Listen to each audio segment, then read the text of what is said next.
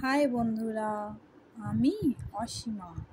আপনারা দেখছেন আমার চ্যানেল রান্না ও প্রাকৃতিক সৌন্দর্য। তো বন্ধুরা, আজ আমি রান্না করব চিকেন।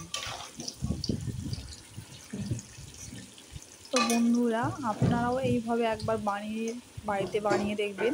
প্রথমে আমি আলুগুলোকে ভেজে নিচ্ছি।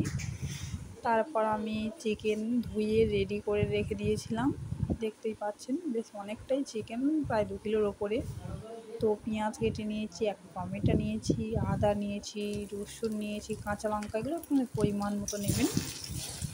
তো আমি পেঁয়াজ, আদা, রসুন আর কাঁচা লঙ্কা তেলে ভেজে নিচ্ছি। বেশ কড়া করেই ভাজতে হবে, যাতে আদা রসুনের কাঁচা গন্ধটা না থাকে। আপনি যতটা কড়া করে ভাজবেন ততটাই গন্ধটা চলে যাবে, টেস্টও বাড়বে, কিন্তু খুব কড়া করবে না, তাহলে পুড়ে যাবে। বেশ লাল লাল করে ভেজে নেবেন। তো তারপর আমি এর ওপরে দিয়ে দেবো চিকেন, আগে থেকে ধুয়ে রেডি করে রাখা চিকেনগুলো। আমি আগেই মিশিয়ে চিকেনের সঙ্গে নুন হলুদ মাখিয়ে ম্যারিনেট করে রাখি, কিন্তু আমি যেটা আজকে খুবই তাড়াহুড়োর মধ্যে রান্না করেছি, তার জন্য আগে থেকে ম্যারিনেট রাখার পরে সুযোগ পাইনি। তো আমি ম্যারিনেট করে না রেখেই এমনি দিয়ে দিয়েছি। আপনারা এভাবেও করতে পারেন, আগে থেকে ম্যারিনেট করে রাখতে পারেন নুন হলুদ ঝাল তেল দিয়ে। তো আমি এইভাবে কড়াই দিয়ে সব একসঙ্গে মিশিয়ে নিচ্ছি আগে থেকে ভাজা মশলার সঙ্গে। এই মাংসগুলো দিয়ে ভালোভাবে উল্টে পাল্টে নেব।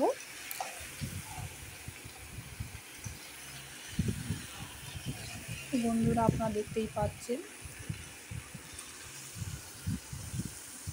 আর আমি এদিকে জল গরম হতে দিয়েছি। জল আর কি গরম করে দিলে তাড়াতাড়ি হয়। তো আমি দিয়ে দিচ্ছি নুন আপনারা আপনাদের পরিমাণ মতন দেবেন। আমি এখানে 2 চামচ নুন দিয়েছি, 3 চামচ নুন দিয়েছিলাম। তো নুন দেওয়ার পর আমি আবার উল্টে পাল্টে নেব। বন্ধুরা, আমি উপর থেকে আবারও কাঁচা পেঁয়াজ দিয়ে দিয়েছিলাম। তারপর আমি দিয়ে দিয়েছিলাম হলুদ গুঁড়ো। আসলে আমি কিছু পেঁয়াজ ভেজে নিই তেলের সঙ্গে, আর মাংসের সঙ্গে কিছু পেঁয়াজ কাঁচা দিয়ে দিই। কোনো অসুবিধা নেই, যেহেতু মাংস রান্না অনেক সুন্দর হয়। তো পেঁয়াজ সিদ্ধ তো হবেই, ওটার টেস্টটা আরও বেশি ভালো আসে। তো আগে নেড়ে উল্টে পাল্টে নেব। মাংসর সঙ্গে হলুদ গুঁড়ো এবং যা নুন দিয়েছি সেটা ভালোভাবে উল্টে পাল্টে নেব, যাতে মাংসর সঙ্গে খুব ভালোভাবে লেগে যায়। যতটা ভালোভাবে লাগবে মাংসের সঙ্গে, যত ভালোভাবে মশলা মিশে যাবে ততটাই কিন্তু ভালো। আর এখানে উল্টানোর আরও একটি প্রধান কারণ হচ্ছে যাতে তলায় না লেগে যায়। মাংস তো তলায় লেগে যায় ফট করে। তো আমি কিন্তু টমেটোও এখন দিইনি, আমি দেবো জল দেওয়ার কিছুক্ষণ আগে টমেটো, যাতে টমেটো জল ছেড়ে তলায় না লেগে যায়। আমি এরকম উল্টে পাল্টে কিছুক্ষণ রেখে দেবো। আমার হলুদ গুঁড়ো কম হয়েছিল, আমি আবার দিয়ে নিয়েছি। তো হলুদ গুঁড়ো যা দেওয়ার এই কষার সময় দিতে হবে, না হলে হলুদের গন্ধ হয়ে যাবে পরে দিলে। আমি আবার ভালোভাবে উল্টে পাল্টে নেব। কতটা জল বেরিয়েছে দেখুন বন্ধুরা। জলটা যতক্ষণ না মরবে ততক্ষণ পর্যন্ত আমি উল্টাতে পাল্টাতে থাকবো।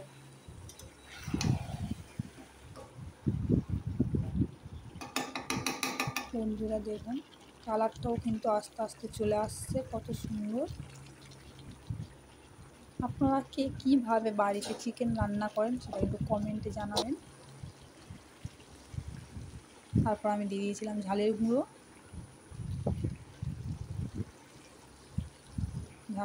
আমি জল দেওয়ার কিছুক্ষণ আগেই দিয়েছি, নাহলে ঝালের গুঁড়ো দিলেও একটা কীরকম পোড়া হয়ে যায়। দেখতেই পাচ্ছেন আমি টমেটোও জাস্ট দিলাম, টমেটো ঝালের গুঁড়ো জাস্ট জল দেওয়ার আগে দিয়ে ভালো করে নেড়ে ছেড়ে নেবো।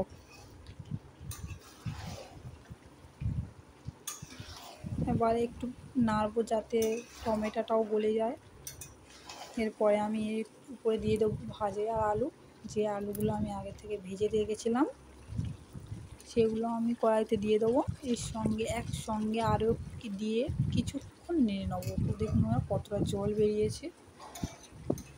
দেখুন বন্ধুরা, দুর্ঘটনাটা এক্ষুনি ঘটছিল। আমি এক হাতে নাড়ছিলাম আর এক হাতে ফোন ধরেছিলাম, তো জাস্ট কড়াটা উল্টে যাচ্ছিলো। ভগবানের বেঁচে গেছি, খাওয়াই বন্ধ হয়ে যাচ্ছিলো আজকে। তো যাই হোক, আমি আলু দিয়ে মাংসের সঙ্গে ভালোভাবে মিশিয়ে নিচ্ছি। এবং মনে হয় জলটাও মরে গেছে।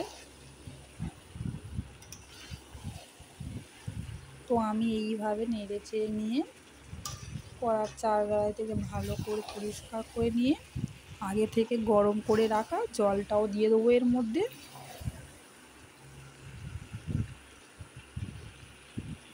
দেখুন বন্ধু, কষা এতটাই ভালো হয়েছে, লেগ পিস তো পুরো খুলেই চলে গেছে।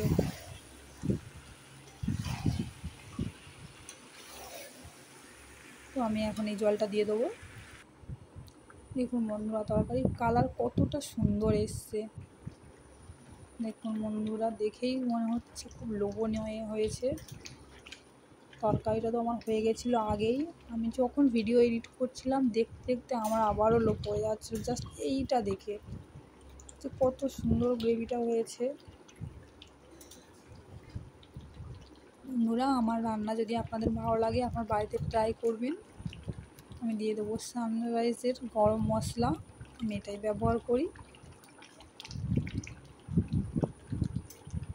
বন্ধুরা, আপনারা আমার চ্যানেলটাকে সাবস্ক্রাইব করতে ভুলবেন না। রান্না ও প্রাকৃতিক সৌন্দর্য, ইউটিউবে গিয়ে সার্চ করলে পেয়ে যাবেন। আপনারা এইভাবে চিকেন বাড়িতে একবার হলেও রান্না করে দেখবেন।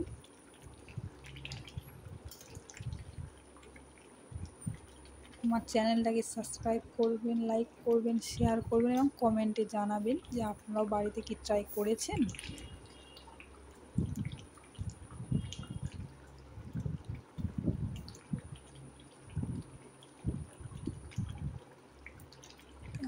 কত সুন্দরভাবে টকবক টকবক করে ফুটছে।